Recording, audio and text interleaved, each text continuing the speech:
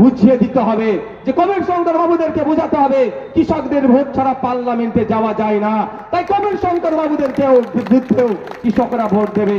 আর কল্যাণ বাবুকেও বুঝিয়ে দিতে হবে যে আপনি 2019-এ, 2014-তে, 2009-এ যে পার্লামেন্টে গিয়েছিলেন, কৃষক বন্ধুদের ভোট নিয়ে গিয়েছিলেন, কৃষক বন্ধুদের হয়ে কথা বলেননি।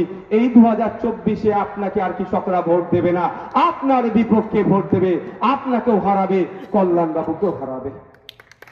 কৃষক বন্ধুদের জন্য তো আমরা আছি, যদি আপনারা আমাদের সুযোগ দেন।